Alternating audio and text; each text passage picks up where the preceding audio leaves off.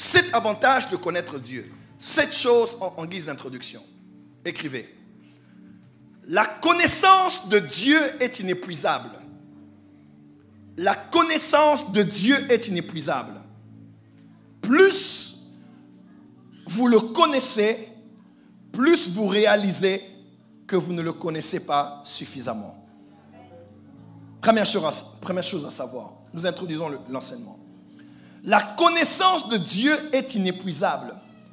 Plus vous le connaissez, plus vous réalisez que vous ne le connaissez pas.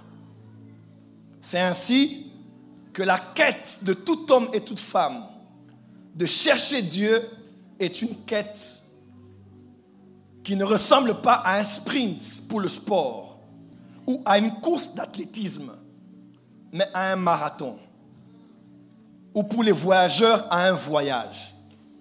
Car on ne le connaît pas en un seul instant. À l'instant où on le connaît et on le saisit, on a l'impression que tout ce qu'on a connu de lui n'est pas suffisant par rapport à ce qu'on doit connaître de lui. La connaissance de Dieu est inépuisable. C'est ainsi qu'il faut marcher avec humilité. Vous le connaissez, mais vous êtes humble. Puisque la connaissance, c'est de savoir que vous êtes ignorant de beaucoup de choses. Deuxième chose à savoir. La connaissance de Dieu est en degrés. Car nous ne connaissons pas Dieu, nous ne connaissons tous pas Dieu au même degré. Il y a des gens qui connaissent Dieu au niveau 1, d'autres au niveau 2, d'autres au niveau 3. La connaissance de Dieu est à différents degrés. Ma prière ce soir est que Dieu vous donne de monter de degrés. En cette deuxième moitié de l'année, en ce quinquennat 2025-2030, que votre connaissance de Dieu augmente encore et que vous puissiez aller à un degré supérieur. Troisième chose, en guise d'introduction. Peu importe qui ou quoi vous connaissez, si vous connaissez Dieu, vous connaissez suffisamment. Je répète, peu importe qui ou quoi vous ne connaissez pas, si vous connaissez Dieu, vous connaissez suffisamment. Je ne connais pas telle personne, je ne connais pas telle personne, je ne connais pas telle chose ou telle chose, mais si je connais Dieu, la connaissance de Dieu vaut de l'or. Amen. Quatrième chose que vous devez savoir, peu importe qui ou quoi vous connaissez, si vous ne connaissez pas Dieu, vous ne connaissez rien. Peu importe qui ou quoi vous connaissez. Il y a des gens qui se vantent aujourd'hui. Je connais le chef de l'État, je connais le maire, je connais celui qui est à la tête de la préfecture, je connais tel footballeur, je connais tel banquier, je connais tel ingénieur, je connais telle personnalité publique. Peu importe qui vous connaissez ou quoi vous connaissez. Connaissance scientifique, connaissance industrielle, connaissance au niveau des maths, connaissance politique, connaissance géopolitique, quelles que soient les connaissances que vous avez. Si vous ne connaissez pas Dieu, vous ne connaissez rien. Parce que si on peut hiérarchiser les connaissances qu'il y a sur la terre, selon les différentes catégories de lieux où on peut puiser des informations et en être expert ou détenteur ou détentrice des informations, si vous ne connaissez pas Dieu, vous ne connaissez rien. Voilà pourquoi un homme peut être là en train de parler de physique quantique avec un bon français et vous tournez en ridicule puisqu'il connaît mieux que vous les débats et comment se défendre. S'il ne connaît pas Dieu comme vous, il ne connaît rien. Parce que connaître Dieu, c'est connaître l'essentiel. Voilà pourquoi mon frère, ma soeur, il est bon d'étudier, il est bon de faire des études, mais il est mieux de se concentrer à connaître Dieu. Dis à ton voisin à connaître Dieu. J'ai une nouvelle quête dans ma vie, je veux connaître Dieu. Je veux connaître Dieu davantage. Quelqu'un peut dire Amen très fort. Voilà pourquoi l'apôtre Paul a dit ceci, Philippiens 3, versets 10 à 14. Afin de connaître Christ, 30 ans après qu'il ait commencé le ministère. 30 ans après. 3 décennies de ministère. Il dit après 30 ans, Paul lit Philippiens 3, versets 10 à 14. Afin de connaître Christ et la puissance de sa résurrection et la communion de ses souffrances en devenant conforme à lui dans sa mort. Pour parvenir, si je puis, à la résurrection d'entre les morts. Ce n'est pas que j'ai déjà remporté le prix ou que j'ai déjà atteint la perfection, mais je cours pour tâcher de le saisir, puisque moi aussi j'étais saisi par Jésus-Christ. Frère, je ne pense pas l'avoir saisi, mais je fais une chose, oubliant ce qui est en arrière et me portant vers ce qui est en avant, je cours vers le but pour remporter le prix de la vocation céleste de Dieu en Jésus-Christ. Amen. C'est Paul, après 30 ans de tout ce qu'il avait comme savoir, il est allé au 3e ciel, il a vu des choses qu'on ne peut pas expliquer avec un langage humain. Il a connu des mystères sur l'Église, sur les dons spirituels, sur l'angéologie, la résurrection des morts, l'eschatologie. Il a expliqué tellement de choses dans ses épîtres, comme personne avant lui, même parmi ceux qui marchèrent avec le Seigneur dans les jours de sa chair, à l'instar de Pierre et des autres.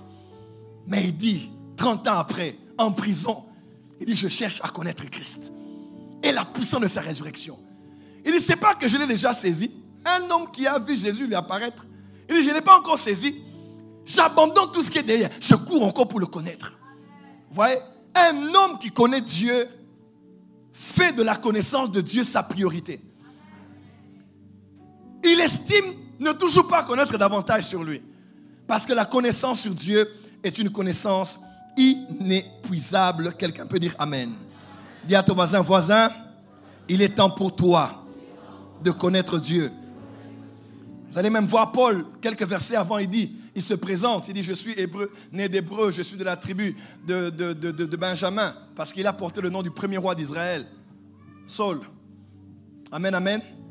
Et il a des kikis, il était par rapport aux connaissances, il était pharisien, docteur de la loi, il connaissait beaucoup.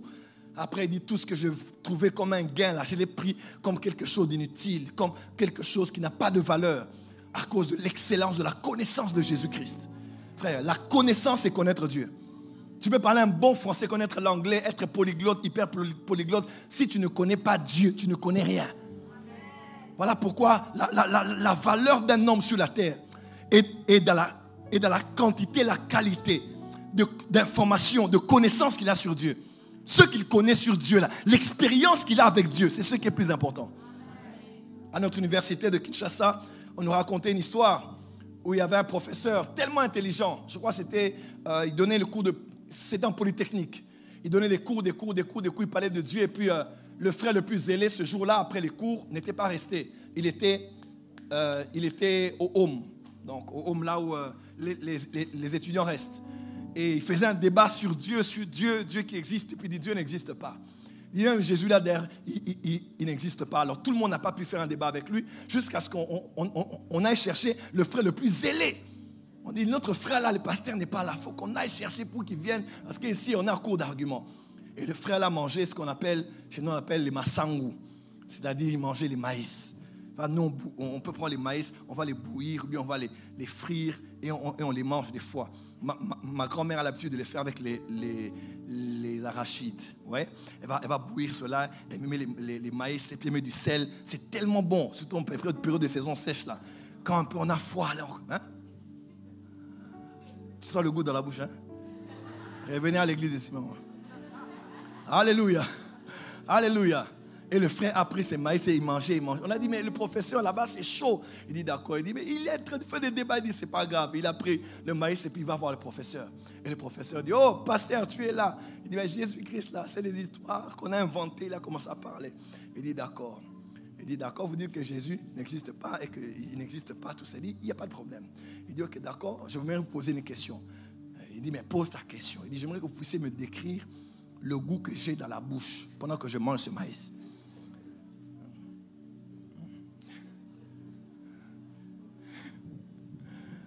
Il dit, mais illogique. Je ne mange pas ce que tu manges. Comment j'en connaîtrai le goût? Il dit exactement, monsieur. Vous ne pouvez pas dire que Jésus n'existe pas tant que vous ne l'avez pas goûté. Il dit, je peux vous le donner, je peux vous couper un peu et vous le donner maintenant. Si vous acceptez maintenant de donner votre vie à Jésus en public, je vous promets, dans la seconde qui suit, vous allez me dire quel goût il a. Dis à ton voisin, Jésus goûte bon. Alléluia, il est temps d'être fier de ta connaissance de Dieu. Même parmi des hommes, des intellectuels, des hommes hautement classés dans la société, sois fier de connaître Jésus, sois fier d'avoir ton Dieu, sois fier de connaître. Alors dis à ton voisin, je suis fier, car je connais Dieu. Autre chose. Connaître Dieu est la vraie quête existentielle de tout celui qui marche avec Dieu. Après autant d'années de vie chrétienne et de ministère, aujourd'hui, je peux vous dire, j'ai cherché à connaître les clés du succès, croissance d'église, développement personnel, mariage réussi, et beaucoup de choses que je cherche à connaître, comme tout être humain, n'est-ce pas? Parce que la vie est diversifiée, il y a beaucoup de domaines dans lesquels on doit réussir pour trouver l'équilibre dans la vie. L'éducation des enfants, le mariage et consorts. Mais au point où je suis, malgré tout ce que je continue à avoir par la miséricorde de Dieu, je réalise qu'il n'y a rien qui pèse en moi comme le besoin de connaître Dieu davantage. La vraie quête de la spiritualité, c'est connaître Dieu. C'est connaître Dieu. Avant-dernière chose, écrivez.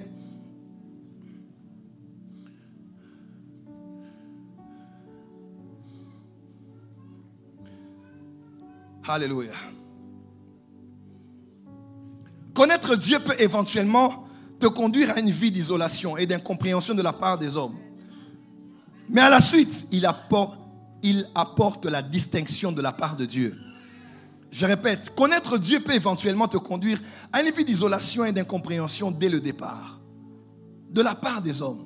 Mais à la suite, Dieu fera toujours tout pour mettre un sceau sur toi, afin de montrer que ta quête n'était pas la quête d'un fou, mais d'un sage.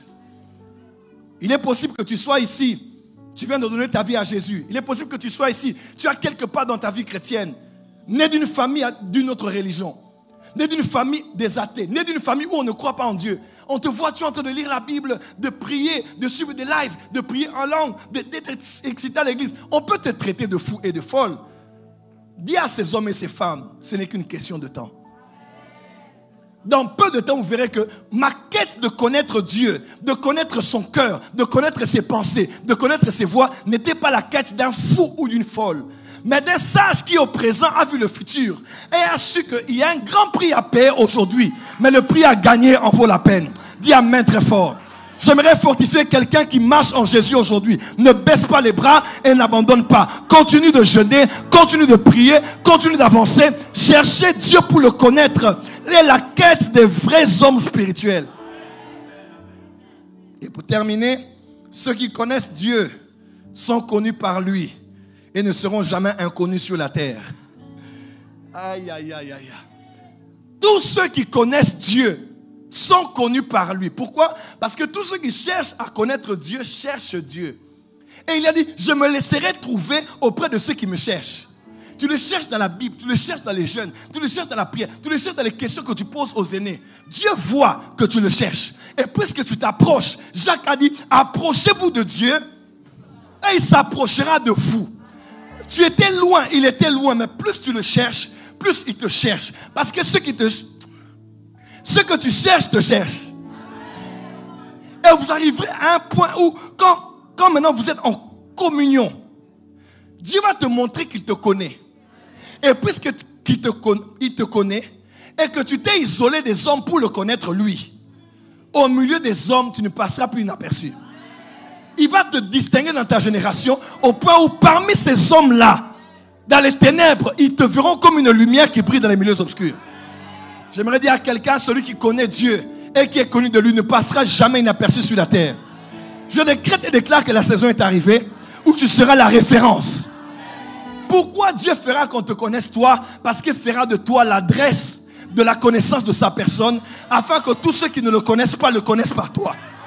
Oh, tu n'as pas dit amen.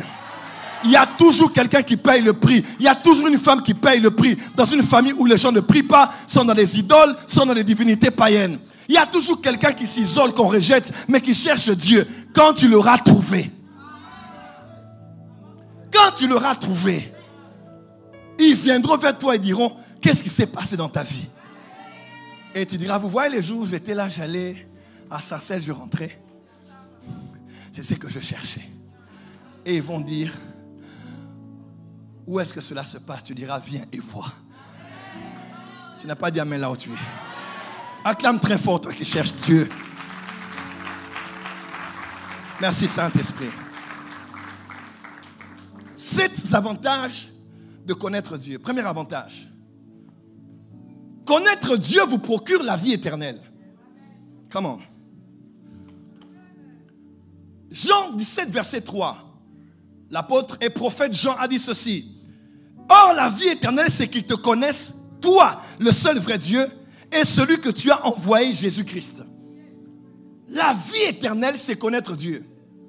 Celui qui connaît Dieu a accès à la vie éternelle. Oh, come on. Et j'aimerais t'annoncer que la vie éternelle n'est pas une réalité futuriste. La vie sur la terre dans votre temps et dans votre présent. Voilà pourquoi, quand tu connais Dieu, plus tu le connais, tu es en communion avec lui, l'éternité devient ta réalité. Et quand l'éternité entre dans le temps, il brise les lois du temps. Là où les gens commencent à voir après 7 mois, toi en 7 jours, tu le reçois. Parce que quand l'éternité est là, elle brise les lois du temps. Tu n'as pas dit amen là où tu es? Tu n'as pas dit amen? Aaron et les autres compétiteurs sont allés jeter leurs verges, non pas sur le sable chaud du désert, mais devant le sanctuaire. Quand ils ont jeté cela dans la présence de El Elyon, de celui que l'on cherche et on trouve sur les montagnes. El Elyon. Quand ils ont jeté leurs verges, Aaron a retrouvé sa verge qui avait fleuri. Et elle a porté du fruit. Du fruit.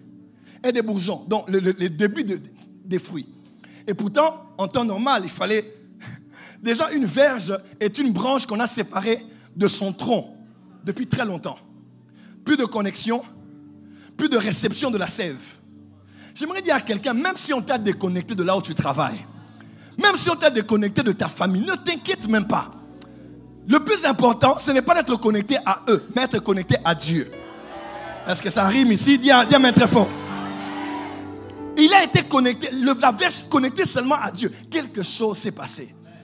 Là où le processus de saison demande qu'on attende un temps, ou bien qu'on attende une période ou une saison donnée, les feuilles sont sorties sans avoir attendu des mois et des mois. Parce que le domaine de l'éternité, c'est un domaine qui brise le temps. C'est l'absence du temps. C'est là où Dieu te montre qu'il maîtrise les temps et les saisons. Il peut les changer en ta faveur. Ne pense pas que tu es en retard. Les 6 prochains mois qui arrivent, tu vas témoigner. Ton amen n'est pas arrivé ici, pourquoi? El Olam, le Dieu de toute éternité, est en train d'entrer dans cette saison et il va avancer, accélérer les choses en ta faveur. Tu dis amen, ça vient dans ta famille. Tu dis amen, ça vient dans ta direction. La connaissance de Dieu te donne accès à la vie éternelle. Deuxième avantage. La connaissance de Dieu détermine la dimension de ta crainte de sa personne.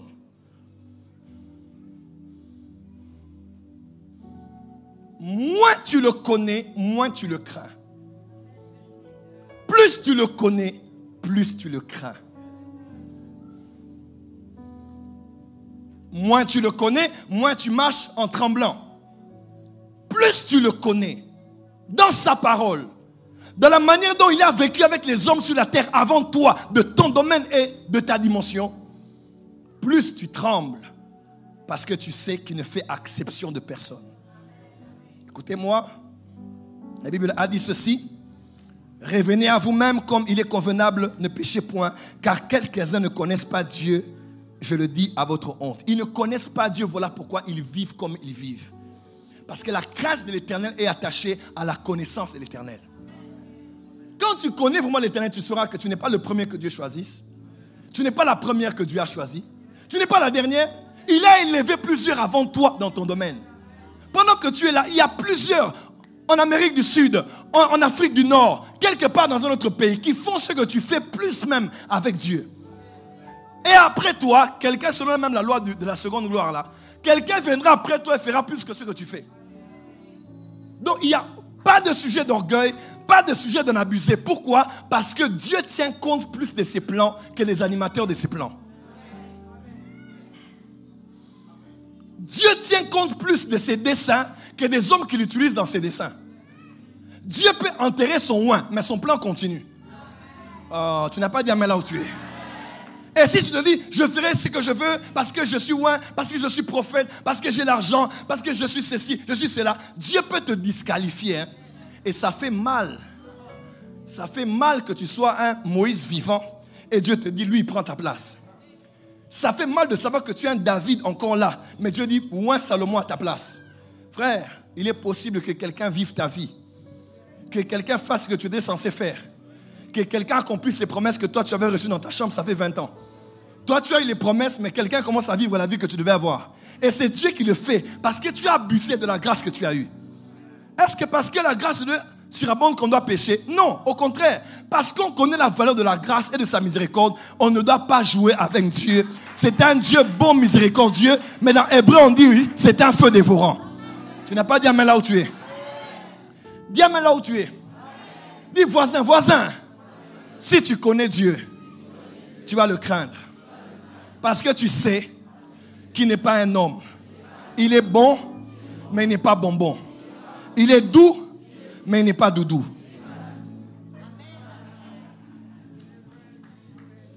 Voilà pourquoi, au-delà de l'aspect cool, bien, dans la présence de Dieu, rire, chanter, il faut craindre. Parce que Dieu reste Dieu. Et il ne faut pas que Dieu se serve de toi comme exemple pour rappeler à une génération qui reste Dieu. Et ça fait mal, hein? Combien de jeunes sont morts avant le temps? Des hommes de Dieu qui montent, et puis pouf, ils passent du mauvais côté de l'histoire. Ils deviennent la référence de, il avait bien commencé et il a mal fini. Elle avait vraiment de l'avenir, elle chantait bien, mais elle a disparu. Pourquoi? Pas seulement parce que l'ennemi a combattu, mais parce qu'on s'est tellement habitué à Dieu. On a tellement été proche de Dieu qu'on a commencé à croire que c'était notre ami. Il est notre ami. Mais pas une amitié de vulgarité, de familiarité, de péché, parce que Dieu reste un Dieu saint. Et Dieu reste un Dieu très sérieux avec ses desseins. Les temps sont courts. Le Fils de Dieu est en train d'arriver. Dieu a des choses à faire. Il ne faut pas que tu sois là en train tu joues avec Dieu, tu joues avec le monde. Tu joues ici, tu joues là-bas. Si tu es froid, vaut mieux que tu sois froid. Si tu es froid, on peut te chauffer. Si tu es chaud, c'est bien que tu sois chaud. Si tu es chaud, on va t'utiliser. Mais si tu es ni froid ni chaud, on va te vomir. Et tu verras Dieu prendre quelqu'un d'autre et l'élever à ta place. Même nous qui sommes des prophètes ici, nous ne sommes pas les premiers. On a connu des prophètes qui prophétisaient à mort. On a un prophète chez nous. Il prophétisait, des fois il vient comme ça, il dit, je prophétisais aujourd'hui à l'envers. Il se tourne, il dit, jetez-moi n'importe quelle chose que vous avez. On jette les chaussures, on jette les habits, on jette et il ramasse, il dit, toi, c'est la chaussure de Timothée. Tu habites dans telle adresse, telle personne, tu es ceci, c'est la viens. Une fois, il allait prophétiser dans l'église d'un de ses amis, dans une commune pas très loin de là où la porte des cieux est. Il arrive là-bas déjà, il était déjà ivre, il arrive là-bas comme ça, il arrive là-bas, son ami lui dit, mais il faut toi aussi arrêter de boire comme ça. Il dit, ah, Dieu est avec moi, l'onction est sur moi. Ivre, il vient comme ça, et puis le prophète dit, ok, d'accord, calme-toi, il lui met un peu de déodorant. Il monte sur la chair déjà, ivre, il avance comme ça, et puis il commence à chanter une chanson. Zambé nanga, c'est en lingala. Et puis il se lève, il dit, maman, lève-toi. La maman se lève. Elle dit, toi, je vois que tu es un fiancé. Et ton fiancé, il est en Océanie. Oh. Son ami regarde, il dit, mais oh, Océanie encore, où comme ça? On est au niveau de Kingaboa, Kinshasa. Il dit Océanie. La femme commence à il dit, il est en Océanie, je vois Océanie. Et il lui met. Plus tu connais Dieu, plus tu dois le craindre. Parce que ce n'est pas une connaissance pour l'intellect. Ce n'est pas une connaissance pour la transmission seulement. Où on ne prêche qu'aux autres. Avant de prêcher aux autres, on doit se prêcher à soi-même. Parce que Dieu sera beaucoup plus dur envers nous qui prêchons qu'envers vous qui êtes en train d'écouter la parole. Qu'on soit en Afrique, en Europe, où que l'on soit, si tu es tombé, relève-toi. Et fais un effort de ne plus tomber. Parce que la sanctification est un bouclier dans le monde spirituel. La sanctification n'est pas pour Dieu. Qu'est-ce que Dieu a à faire? Tu es saint ou tu n'es pas saint. Il était saint avant que tu ne sois. Mais quand il te dit crains, quand il te dit sanctifie-toi, c'est pour ton bien. Parce que Dieu peut te pardonner, mais les conséquences peuvent suivre. Dieu peut te pardonner, mais l'ennemi peut prendre des choses sur le plan spirituel et les retourner contre toi et ta postérité. La crainte de Dieu est toujours profitable. La crainte, la connaissance de Dieu nous donne aussi... Dieu a un enfant chouchou. Dieu a un enfant qui tiendra toujours dans les hauteurs. Je suis Joël Francis. Je ne vais pas être là et commencer à souffrir de voir d'autres Joël Francis qui sont montés et qui vont faire ce que j'étais censé faire. Parce que Dieu m'a disqualifié. Je veux jouer mon rôle de ma génération. Pas plus que les autres, pas moins que les autres. Mais être là où Dieu voulait que je sois. Nous parlons de connaître Dieu parce que nous voulons le craindre davantage. On sait que c'est un feu dévorant. Et plus on connaît Dieu, on sait que le jour vient où ce créateur-là appellera tout être humain en jugement. Le bon Dieu qui te donne, maintenant, alors que tu as péché, il t'a quand même donné une promotion au travail, alors que tu as corrompu avec une fausse signature. Le bon Dieu là, qui t'a donné quand même d'être avec un homme. Un homme. Et tu vis avec lui comme si vous étiez mariés alors que vous n'êtes pas encore. Ce bon Dieu là qui continue à t'utiliser au micro alors que tu pêches et tu as péché et tu pêcheras même après. Ce Dieu là, quand il n'y aura pas de voisins, il n'y aura pas de pasteur, il n'y aura pas de prophète pour te dire ce que tu as fait hier. Chacun va comparaître devant Dieu. Et nous qui serons enlevés, nous serons face à face avec Dieu. Et nous allons rendre des comptes à celui qui nous a créés. Frère, dans Ecclésiaste, on dit, réjouis-toi. Réjouis-toi, parce que les temps viendront où Dieu va t'appeler en jugement. Dis à ton voisin, nous le connaissons pour le craindre davantage. Dis à ton voisin, nous le connaissons pour le craindre davantage. Dis à ton voisin, le jour arrive où nous allons tous comparaître. Voilà pourquoi ne jugez pas les autres, jugez-vous vous-même. La vie chrétienne, c'est pas venir ici, il a fait ça, elle a fait ça. Tu as même appris. Non, la vie, c'est toi. Parce qu'on ne comparaîtra pas en couple. On ne comparaîtra pas en famille. On ne comparaîtra pas en communauté et en église. Chacun comparaîtra, chacun à son tour. Pas qu'on t'appelle Simeon, on appelle Joël. Non, Simeon, tu iras seul devant le Dieu qui t'a appelé avant que tu te maries. Joël, on t'appellera seul avant que Simeon ne vienne dans ta vie. On vous appellera chacun autant que vous êtes, sans qu'il y ait quelqu'un à vos côtés. Et vous allez rendre les comptes par rapport à ce que vous avez fait de votre temps sur la terre. Voilà pourquoi, quand tu viens à l'église, ne viens pas pour les autres. Quand je dis quelque chose, ne dis pas amen comme quoi tu prends un ballon et puis comme dans le volleyball, tu lances ça à celui qui est là-bas parce que tu sais que ça le concerne plus. Ça te concerne toi. Je ne prêche pas pour les autres, je prêche pour moi, je prêche pour toi, je prêche pour nous. Je prêche pour nous. Dis à ton voisin, nous connaissons Dieu et le pauvre. Ta crainte de Dieu n'est pas évaluée que par ta piété extérieure. Ta crainte de Dieu est évaluée aussi par comment tu traites les autres à tes côtés. Oui, la croix, elle est verticale et horizontale. C'est Billy Graham et c'est Maria Teresa. La vie chrétienne, c'est ça. C'est la relation avec Dieu. C'est le ciel, mais c'est aussi comment on vit en communauté. C'est comment on vit avec les autres. Comme Mère Thérèse de Calcutta. Et ça, ce n'est pas une question d'évangélique ou de catholique. C'est une question de comment toi tu vis avec Dieu. Et comment tu vis avec les autres. Quand c'est le pasteur, tu honores le pasteur. Quand c'est la nounou, tu insultes la nounou. Mon père disait à ma mère, ça c'est une chose que notre mère nous a toujours dit. Il y a des gens qu'il faut respecter sur la terre. Ton coiffeur, ton chauffeur. C'est la vérité. Il y a des gens qui peuvent sauver ta vie d'un problème parce que ce sont les détenteurs de tes secrets. Et une femme qui gère tes enfants, si tu la traites injustement, tu la traites mal, elle peut détruire la vie de tes enfants. La vie chrétienne n'est pas une vie de je viens à l'église pour des cieux pour dadier mon mien. Je suis venu seulement à l'église. Moi, je n'aime pas me mélanger aux gens, tout ça. J'aime pas trop ça. Moi, je viens pour Dieu et puis je prends mes clics et mes claques et je me barre et je me casse. Tu mens. Va au ciel alors, va au ciel. Va au ciel. Toi, tu n'es là que pour Jésus. Moi, je suis là pour toi, pour toi, pour toi, pour toi. Parce que je ne peux rien sans toi. Dis amen bien. Amen. Qui est venu en Uber ici? Est-ce que sur ton Uber, on avait écrit Melchisedec Uber? Ou bien Uber Chinukenu? C'est un Uber. Peut-être que c'est un musulman qui t'a pris. Peut-être que c'est un franc-maçon qui t'a pris. Peut-être que c'est un homo qui t'a pris. Sapiens. Peut-être que c'est... Tu vois? Et puis tu ne diras pas, oh non, non, non, non, non, non, c'est lui qui t'a amené à l'église.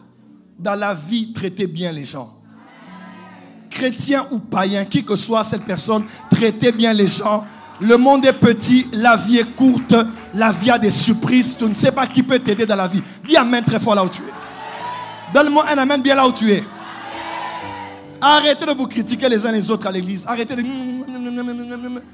Arrêtez. Arrêtez. Parce que peut-être celle que tu critiques là est la porte de ta prochaine destinée. C'est la vérité. Le peu d'années que j'ai sur la terre, j'ai vu des personnes improbables devenir des bénédictions pour moi. Improbables. Bishop Amazou m'a mené dans une veillée. Il m'a dit non, il y a un jeune là que j'aime bien, il est avec moi, il me suit, mais il t'aime beaucoup, il faut que tu ailles à la veille. J'ai dit, je suis fatigué, il dit non, il faut que tu y ailles.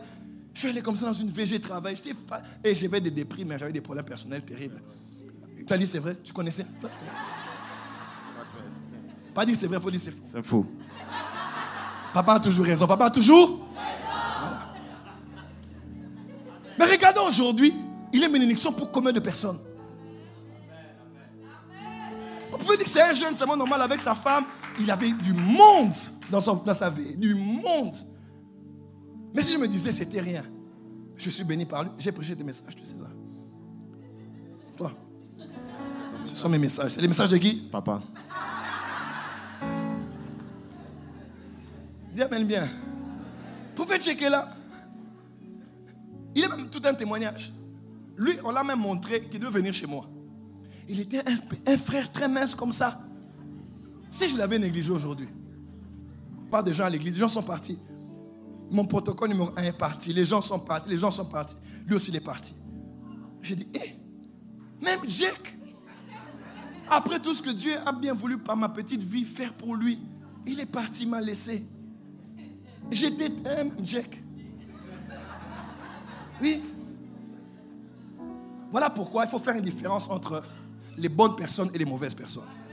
Il peut arriver à une bonne personne de faire une mauvaise chose, mais ça ne fait pas d'elle une mauvaise personne. C'est aussi ça la maturité. Quand quelqu'un fait quelque chose qui est mal, tu prends tout. Il faut avoir une balance.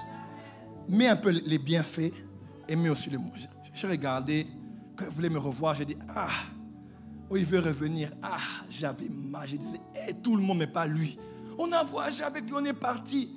Les gens me critiquent. Il allait maintenant devenir ami des gens qui me critiquent comment? C'est l'histoire. Hein? Mais je suis un père. Et Dieu m'a dit, lui, garde-le. Les autres là, qui soient le mais lui, garde-le. Aujourd'hui, il est chez moi à la maison. Il a béni Anouka, il bénit. Et ce soir, il va te bénir encore. Il y a Thomasin, ne néglige personne. Parce que tu ne sais pas qui est qui. Donc la crainte que nous avons de Dieu doit se manifester aussi dans le respect que nous avons de sa création. Je crains Dieu, mais je respecte aussi l'humain. Que représente le prochain pour toi? Quelqu'un que tu utilises pour monter? Quelqu'un que tu exploites pour percer? Ou quelqu'un que tu respectes vraiment à sa juste valeur? La crainte de Dieu, Dieu dit c'est comme ça que est la personne qui me connaît réellement. Quantième, troisième avantage. On peut avancer? Acclamez, je vais avancer. Acclamez.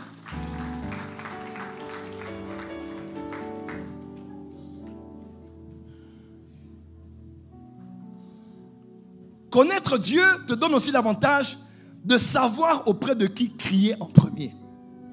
De savoir auprès de qui crier en premier. Oui. Quand tu connais Dieu, tu sais auprès de qui crier en premier. Osée 8, verset 2. Osée 8, verset 2. Ils crieront vers moi. Mon Dieu, nous te connaissons, nous Israël. Ils crieront vers moi. Dieu dit, ce peuple-là, ils vont crier vers moi. Pourquoi? Parce que ils me connaissent. Celui qui connaît Dieu sait auprès de qui crier en premier, fuir en premier, demander de l'aide en premier. Au commencement était Dieu. Frère, Dieu veut rester la priorité et en premier en toute chose. C'est ça être un adorateur. Quand il y a un problème, que la première personne à qui tu penses, que ce soit d'abord Dieu. Psaume 121, je lève mes yeux vers les montagnes. Vous savez, des fois quand on lève les yeux vers les montagnes sont des personnes hautement placées. Les personnes qui ont l'argent, les personnes qui ont les relations, les personnes qui ont les moyens de t'aider. Mais David a dit, mais moi, mon secours, c'est au-delà des montagnes. Il me vient de l'Éternel. Lui qui appelle Dieu. Le téléphone des hommes peuvent être éteints. Les téléphones peuvent être lobates. Même Pierre, Jean et Jacques, à qui tu demandes de prier pour toi à Gethsemane, peuvent dormir.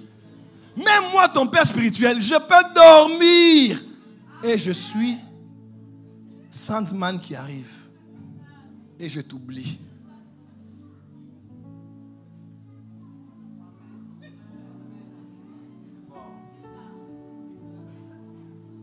L'autre série là, c'est quoi? Des Coréens là.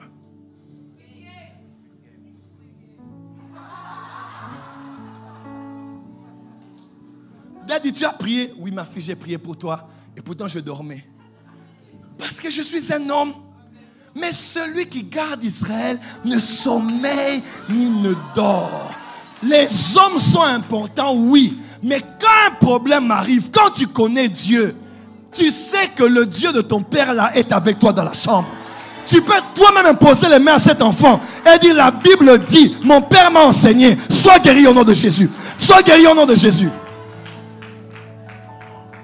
Tu dois connaître, écoutez-moi, connaître personnellement Dieu, c'est la meilleure des choses. Pas connaître Dieu corporativement comme ça, on nous a tous prêché, non. Dans tout ce que j'ai prêché, tu as pris quelque chose pour toi. Tu es dans le train en train d'aller en Suisse. Tu arrives là-bas, il y a un problème avec tes documents, tout ça. Ne panique pas. Si tu connais ton Dieu, tu seras auprès de qui crier. Et nous qui sommes parents, faisons tout pour que nos enfants aient ce genre d'exemple. Que l'enfant te voie quand il y a un problème qui arrive. Chérie, à genoux. Quand un problème arrive, les enfants à genoux. Les enfants regardent. Les enfants entendent. Les enfants ne font pas ce que tu dis. Ils font ce que tu es. Les gens que nous dirigeons ne suivent pas nos doigts. Ils suivent nos jambes. C'est pas en disant allez à l'école. C'est quand tu vas à l'école qu'ils vont à l'école. Les gens ne suivent pas ce qu'on prêche. Ils suivent ce qu'on vit. Que dans ta maison, tout le monde sache, que même ceux qui travaillent sachent que, hey, elle là, c'est Jésus. Elle a épousé Jésus. Elle est laissée-moi Dieu. Oui, même si on te traite de trop spirituel, il vaut mieux un trop spirituel qu'un charnel et un moins spirituel. Dis à ton voisin, je suis trop spirituel. Parce que Dieu est tout pour moi. Dis à ton voisin, parce que Dieu est tout pour moi. Moi, c'est Dieu le matin, Dieu à midi, Dieu le soir, Dieu dans la nourriture, Dieu dans le tram, Dieu dans le train, Dieu dans le RER, Dieu à la télé, Dieu partout. Moi, je suis saturé de Dieu, je vis Dieu. Tout le reste passe après, c'est Dieu avant tout. Connaître Dieu, plus tu le connais, plus tu sais auprès de qui crier en premier. Parce que celui... Et puis c'est bien, tu sais, quand tu as crié à Dieu, Dieu maintenant commence à t'orienter vers les personnes vers qui tu dois aller. Ou bien quand tu as crié à lui, lui maintenant il choisit les gens qui ont un bon cœur et qui ne se glorifieront pas de t'avoir aidé, mais qui feront tout que le Dieu que tu as prié là reste au centre de l'exaucement que tu auras. Enlève cette mentalité de canon officiel. C'est ce qui te tue. Il y a des gens comme ça. Quand j'ai besoin d'argent, j'appelle seulement ce partenaire-là. Il y a des fois où... Tu sais, qui est déjà marié ici? Tu sais quand... Bon, on s'est mariés, maison divorcée, comment? Ouais, vous êtes là très nombreux. Tu sais, à la veille du mariage, tous ceux qui t'ont promis ne t'aident pas. Hein? Toutes les personnes qui promettaient de t'aider là. Généralement, c'est les gens qui ne viennent pas nous aider.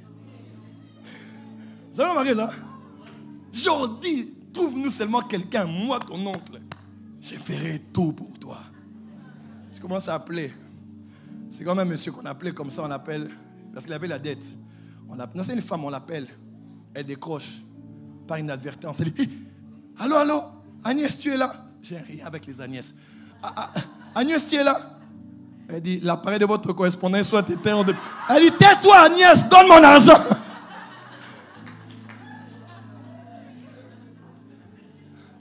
Canal officiel, c'est toujours lui qui donne. Non. Notre Père, Père Abba en araméen qui veut dire source. Notre source est dans les... Dis à ton voisin, ma source n'est pas sur la terre. Dis à ton voisin, ma source est dans les cieux. Acclame très fort. 4. Connaître Dieu nous donne accès à la vraie connaissance de nous. Connaître Dieu nous donne l'avantage d'avoir accès à la connaissance du vrai nous. L'ésotérisme et la spiritualité ont pour prérogative d'amener l'homme à se connaître en se connaissant lui-même. À connaître l'infini en se connaissant lui-même dans le fini. Par cette célèbre phrase qu'on connaît, connais-toi toi-même. C'est la base de la spiritualité ésotérique. La quête du divin en vous. La quête de l'identité en vous. Par la méditation, par la reconnexion avec votre moi intérieur, vous pouvez entrer en connexion avec ce que vous étiez déjà dans vos anciennes vies précédentes. Purifiant votre karma et patati et patata. Et tous ceux qui y vont quoi? Vont chercher à se connaître eux. Plusieurs même qui ne sont pas de l'ésotérisme font quoi? Veulent se connaître par les regards des autres. Tu es habillé, tu dis comment tu me trouves? C'est dit bof. Toi aussi tu bof. Parce que tu te considères par rapport aux avis de l'autre. Par rapport au regard de l'autre.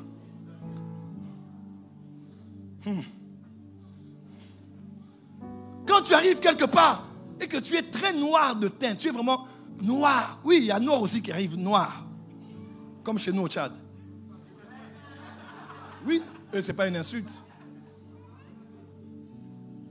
Dans Ecclésiaste, dans Cantique des Cantiques, elle dit, je suis noire, mais je suis belle. Ne te définis pas par rapport au regard des autres.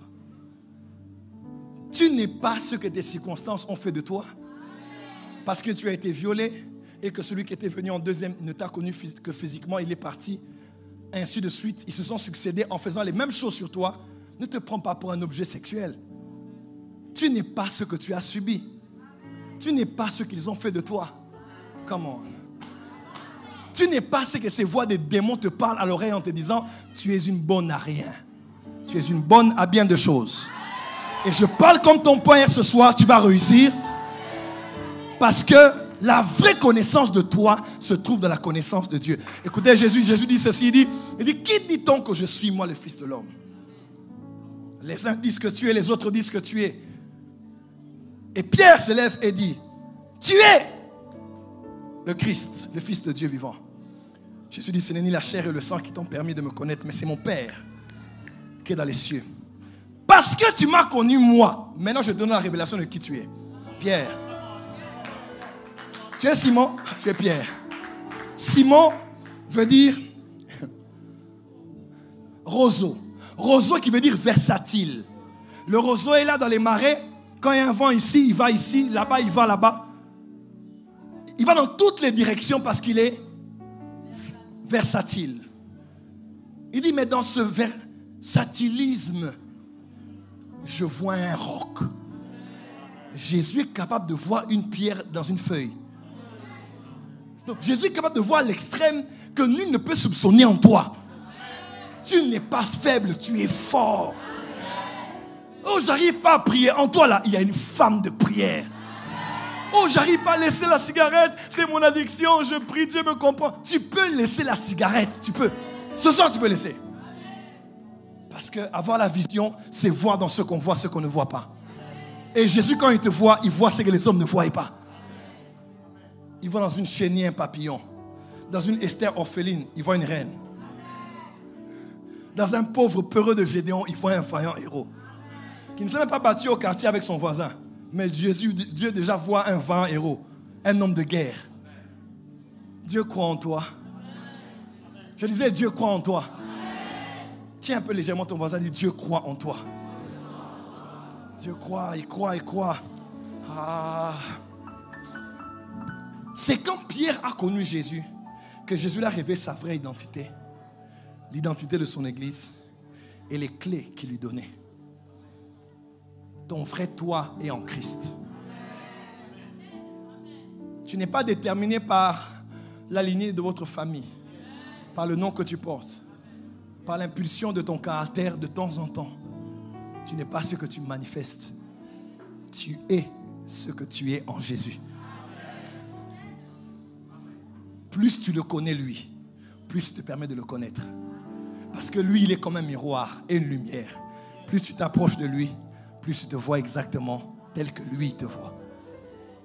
Vous adorez ce que vous ne connaissez pas. Nous adorons ce que nous connaissons. Parce que le salut vient des Juifs. 23. Mais l'heure vient et elle est déjà venue, où les vrais adorateurs adoreront le Père en esprit et en vérité. Car ce sont de tels adorateurs que le Père recherche. Verset suivant. Car Dieu est esprit. Verset 24. Et il faut que ceux qui l'adorent en esprit et en vérité. Vous ne connaissez pas ce que vous adorez, mais nous connaissons ce que nous adorons. Aïe. Je connais, voilà pourquoi j'adore. Quand tu vois quelqu'un qui s'ennuie lors de l'adoration, il ne connaît pas Dieu.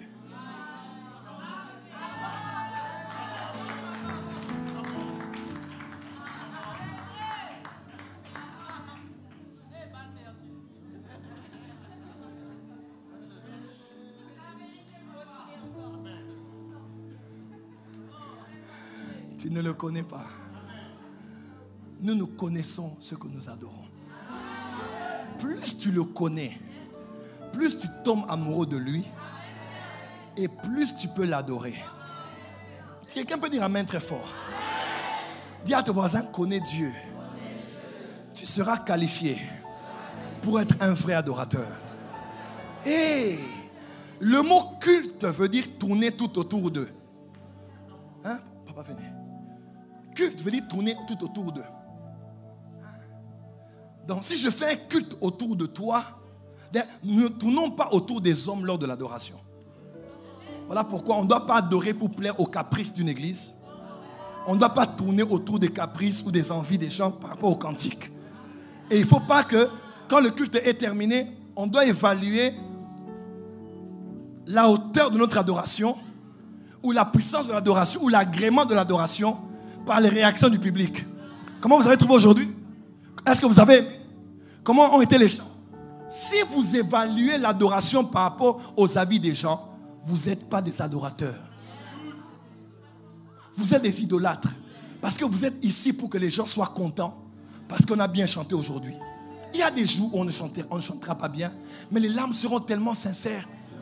Le micro peut siffler, les voix peuvent être rouillées, mais le ciel dit non. Des parfums de bonne odeur sont montés ici. Arrêtons de tourner autour des gens. Moi, je suis prophète, mais j'ai décidé de ne pas être un prophète fabriqué par les gens. Il y a des jours où je ne prophétise pas pour décevoir les gens. Afin que ceux qui sont venus entendre un canaille prophétie soient déçus. Parce qu'il y a des jours aussi où on doit prêcher, on prie, on rentre. Il n'y a pas de prophétie. Oui. Il y a des jours comme ça. Il n'y a pas d'imposition de mains. Il n'y a pas de sauter. Il y a une parole calme, silencieuse, mais qui entraîne, qui tâche. Dis amen bien là où tu es.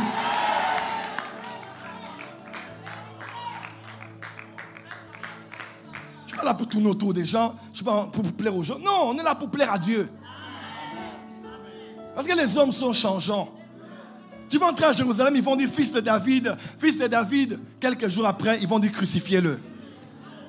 Ils vont t'acclamer grand prophète. Quelques jours après, ils vont t'insulter. Les gens sont comme ça. Voilà pourquoi sers Dieu, ne sert pas les hommes. Bats-toi pour plaire à Dieu et pas pour plaire aux hommes.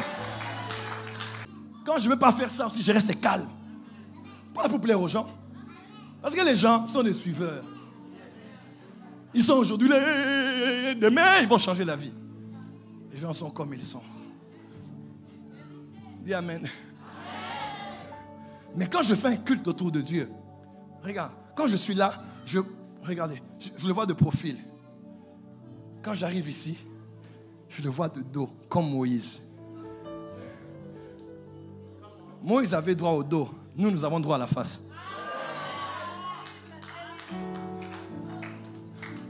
Voilà pourquoi la femme de père de sang de 12 ans, l'acte qu'elle a posé a annoncé la préfiguration, a annoncé le changement de dispensation. Elle a touché Jésus par derrière, mais après il l'a rencontré par devant. Parce que l'ancienne alliance, on le voyait par derrière. C'est pas le sujet. Oh, dis avec moi adorateur.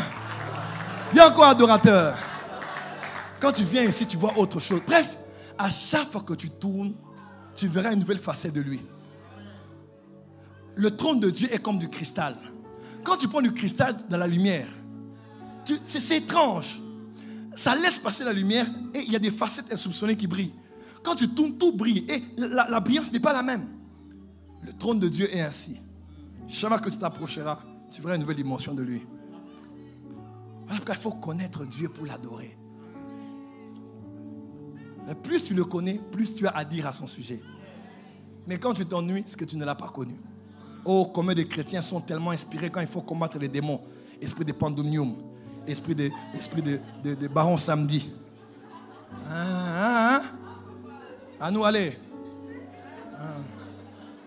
Esprit de baron samedi, esprit des cimetières, esprit des eaux, esprit de monde des ténèbres, esprit de monde pandémium. Quand on dit adorer seulement, toi tu n'adores pas, toi tu répètes le verbe adorer. Je t'adore, je t'adore, je t'adore, je t'adore. Je t'adore Seigneur, je t'adore. Tu n'as pas adoré en répétant le verbe adorer. Commence à adorer. Il faut louer le Seigneur. Je te loue, je te loue. Je te loue. Oh, je te loue. Tu n'as pas loué.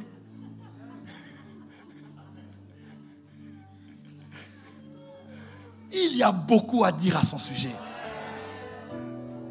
Aïe, aïe, aïe, aïe, aïe. Nous adorons Jésus parce qu'il est Dieu. On ne prie pas un être qui n'est là que pour apaiser notre vie sociale. Demain, il va donner l'argent. Demain, il va donner le... Non, on adore Dieu. Jésus est Dieu. Hein? Philippiens 2, non, verset 3. À partir du verset 5, là-bas en bas. Hein? Et le même sentiment qui était en Jésus-Christ. Lui, hein? Lui là, qui n'a pas considéré comme une poire à être l'image égale à Dieu. Mais il s'est rendu semblable à un homme, à un simple homme. Il est obéissant à la mort de la croix. Voilà pourquoi Dieu l'a souverainement élevé. Et il lui a donné le nom qu'on élevé dessus de tous les noms, afin qu'au nom de Jésus, tout genou fléchisse dans les cieux, sur et sous la terre, et que toute langue confesse que Jésus est Seigneur, à la gloire de Dieu le Père. Question, quel est le nom qui lui a été donné? Quelqu'un dira c'est le nom de Jésus. Oui et non. Parce que Jésus était un nom connu des gens en Israël. C'est comme les Siméon, c'est comme les Jésus. Yeshua a été connu en Israël. Mais quel est le nom qui lui a été donné en public dans le monde spirituel, souterrain, terrestre, qui fait en sorte qu'il soit là à la gloire, au nom de Jésus, là, qu'on donne la gloire au Dieu le Père? Vous connaissez ce nom-là? Il n'y a que les Juifs qui comprennent ça. C'est Ésaïe chapitre 45. Quand il dit tout genou fléchira devant lui, parce que c'est lui seul qui sauve. C'est pas mon message de ce soir. Je peux dire quelque chose? Le nom qui lui a été donné,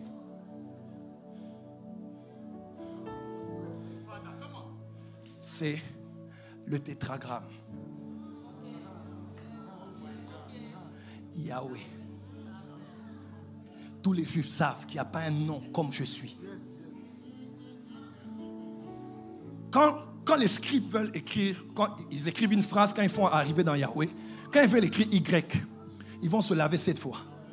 Ils se lavent, ils reviennent. C'est ça, non? Ils s'écrivent Y. Quand il faut écrire H, I know. Ils doivent écrire, qu'est-ce qu'ils font? Ils vont, parce que c'est le nom saint. C'est le nom le plus... Au point où ils appellent Dieu, comme le prophète disait, Hachem. Ils appellent Dieu le nom. Moi, j'ai des amis juifs, quand ils commencent à parler, Hachem. Hachem, parce que le nom saint, tétragrammaton, c'est saint. On ne peut pas parler de Dieu comme ça.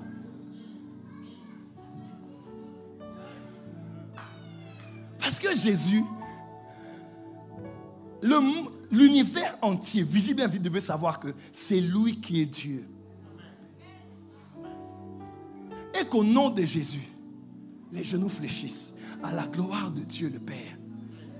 Comme le Père est Yahweh, Jésus est Yahweh. Parce que Jésus est Yahweh. Quand on dit dans Apocalypse 22, verset 3, on dit il n'y aura plus d'anathème. Parce que dans la vie, il y aura le trône de Dieu et de l'agneau. Et on dit, ses serviteurs le serviront. On n'a pas dit les serviront, le serviront. C'est l'agneau ou c'est celui qui est sur le trône? Le serviront. Ils verront sa face. Et ils auront son nom sur leur front. Le nom de qui? Jésus. Parce que celui qui a vu le Fils a vu le Père.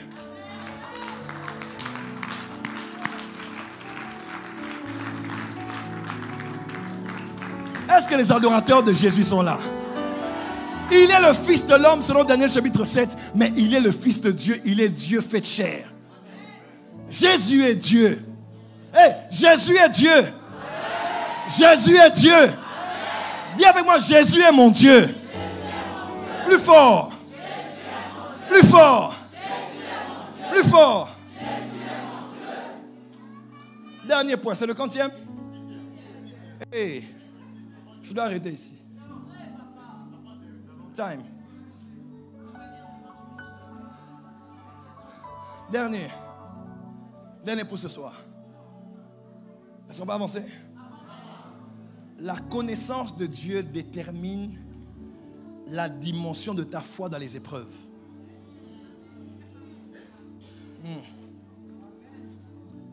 Ta connaissance de Dieu détermine la dimension de ta foi dans les épreuves.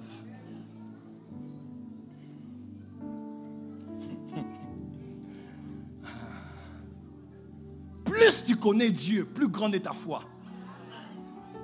En fait, quand vous voyez les gens toujours agités quand il y a des problèmes, ils n'ont pas de bonne fondation de leur connaissance de Dieu.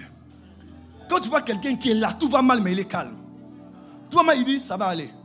Maman s'est dit, on gère. Il y a quelque chose qui le met dans ce standard de vie où il ne panique pas comme tout le monde. Il n'appelle pas conjuration ce que tout le monde appelle conjuration.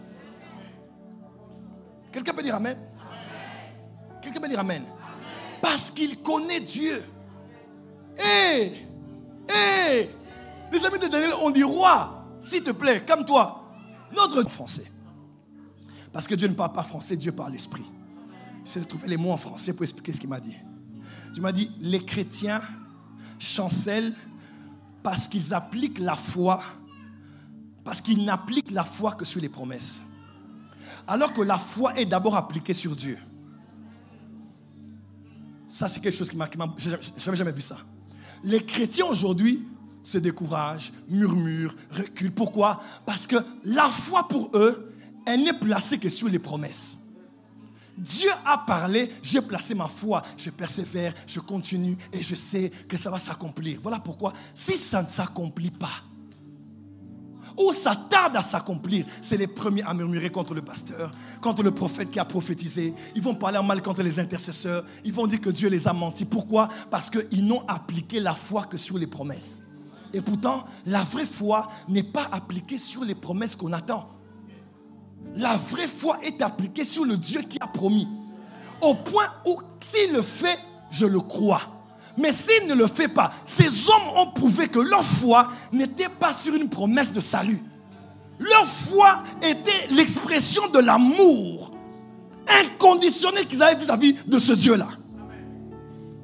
Voilà pourquoi, dans Hébreux 11, la foi a été applicable pour ceux qui ont vu l'accomplissement des promesses.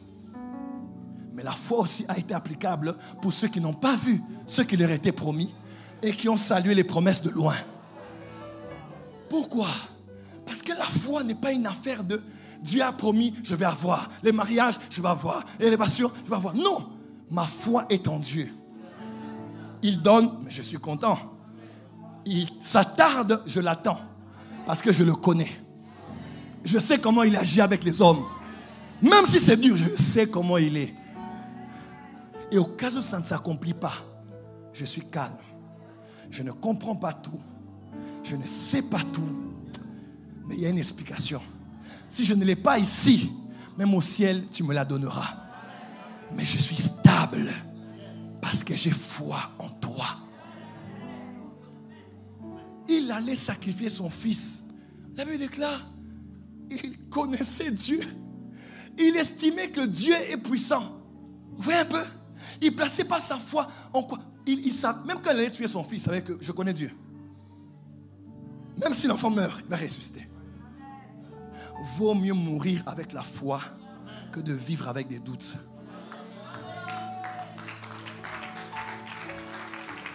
La foi, hein? J'ai un cancer au pied. Papa, j'ai la foi. On me coupe les pieds, j'ai la foi. C'est ça la foi. Parce qu'elle n'est pas basée avant tout sur quelque chose que l'on reçoit. Elle est basée sur la confiance que l'on a envers la nature. L'intégrité de la nature de celui qui a promis. Dans un avion, maman et moi, nous sommes actuellement traumatisés. On a fait un voyage au Madagascar qui nous a traumatisés.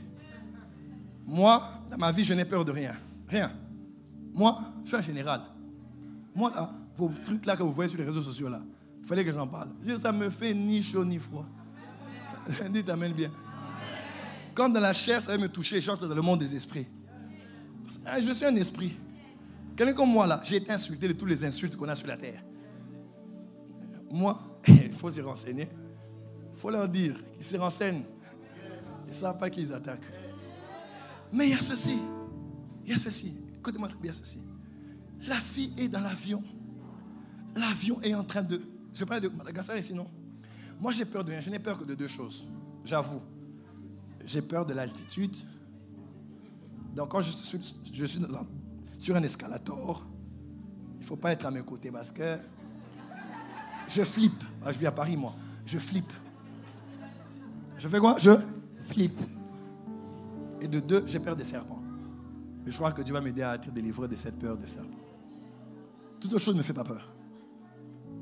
Dans l'avion était en train d'être agité. Tout le monde commençait à crier. Les uns crièrent Allah, les autres Jéhovah, les autres Jésus, Yeshua, Mashiach. Tout le monde paniquait. On avait une petite fille à côté avec ses écouteurs. Elle était calme, assise dans un coin. Tout le monde paniquait, bougeait, changeait. Pouf, tout descendait pour l'oxygène. On se pose la question, qu'est-ce qui se passe? La fille était tellement calme. Et quand l'avion s'est calmé, on a dit, mais on a commencé à lui poser la question, mais toi, tu n'as pas peur? Tu étais trop concentré? Elle dit, non, je n'avais pas peur. On dit, pourquoi? Il dit, mon père, c'est le pilote.